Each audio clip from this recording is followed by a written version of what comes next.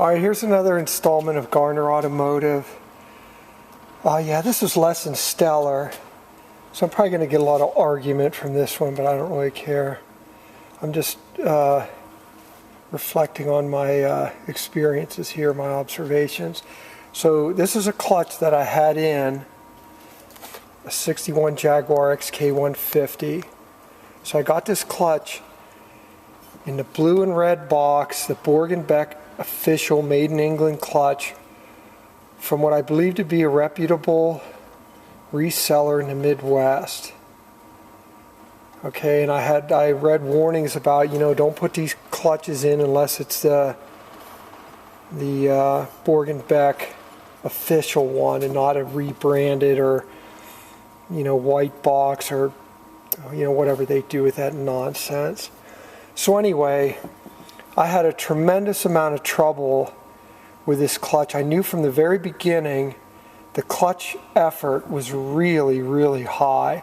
I was so looking forward to driving a vehicle for the first time in decades that had this coil spring type Borg Beck design, not a diaphragm. I just remember back in the day driving these cars that had this type of clutch. It seemed a lot more linear and not like a vice grip like some of these diaphragm ones are. So anyway, I also had trouble with this grinding noise, and I thought the transmission was blown out and so on and so forth. And then I kind of figured out that it sounded like something was hitting on this driven plate, and that's exactly what happened. So now you get into like lining thicknesses and sprung hub heights and whether or not these fingers are adjusted right and all this nonsense.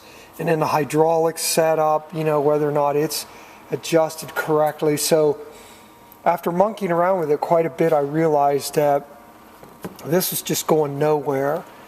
And so I ended up pulling the engine back away from the trans and changing this out with a 1980 clutch that I had that was an official Borg Beck clutch back in the day. So I'm just going to refer to that as the 80 clutch. Okay, set. When I took apart this new one that I got, what I saw that made me realize what some of the binding was all about was that there was an extreme amount of scrubbing on this pivot piece here and on this piece here that rides right in here. Right? It started to cut a wear spot right in that. You gotta love that. So I'm like, wow, that's great. So that tells me that dimensionally these parts are never right. Because on the 80 clutch, for example, this piece was considerably thicker and it was dimensioned in a way that there was no contact between these two pieces here. Alright, so then I also noticed that this thing had absolutely no lube on any of these pieces. The 80 clutch did, where they lubed this pin that went through here and they lubed this area here and the clutch finger, right, and so on and so forth, so that when this thing toggles around it actually matters. The other thing that I knew didn't seem right to me was this throwout contact piece here, wherein that if you look at it, and this clutch only has like not even 50 miles of use on it, you could see the high spots in it. So nobody even took the time to, you could just tell the way it's ground. Not good at all.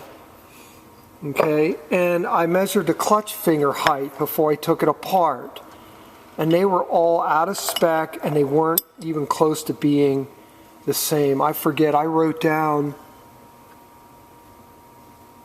some of the dimension. I think it was off of 80 thousandths.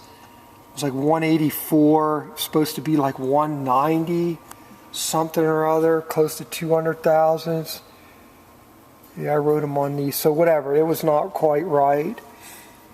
So I ended up making a jig and surface grinding this one on the 80 clutch.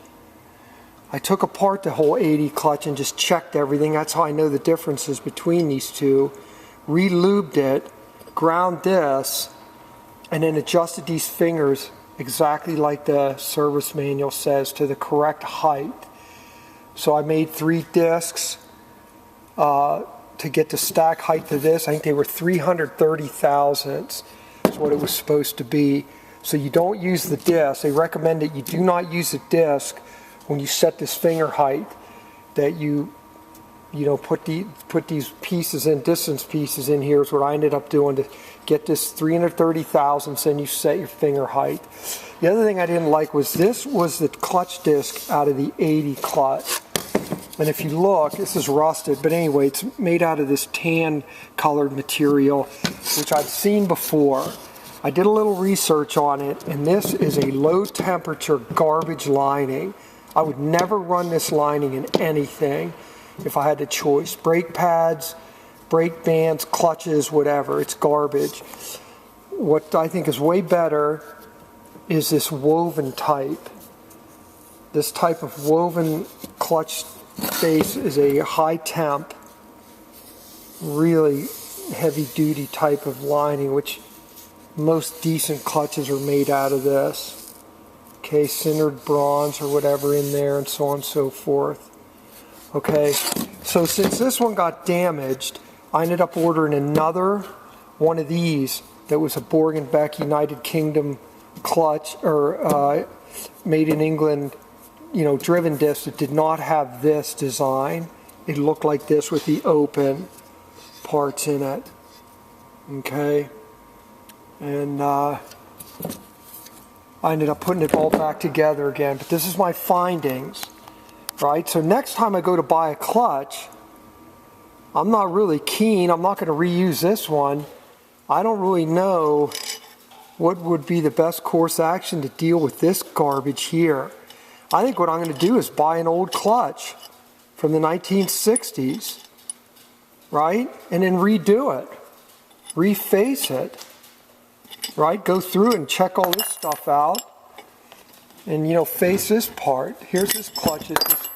Look at it. Didn't even wear any of these machine marks, these lathe tool marks off of this.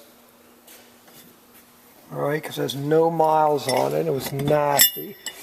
And anyway, here's the adjuster nuts here that you adjust a finger height with.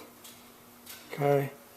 So anyway, once I got this 80 clutch in, lubed up, adjusted this face ground so it's actually flat, sits in here like this, measured it all up to get the overall height right, the fingers right. Okay, because there's 2 dimensions. There's one for the finger height. You got to get them all even, and there's the one that is the overall height with this. So I did all that, and the clutch works absolutely fantastic.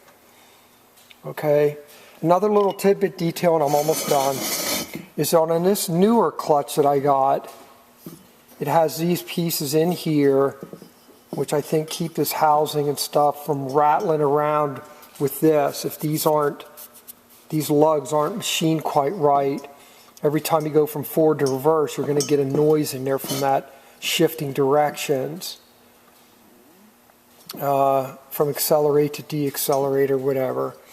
And so on the 80 clutch, it did not have these.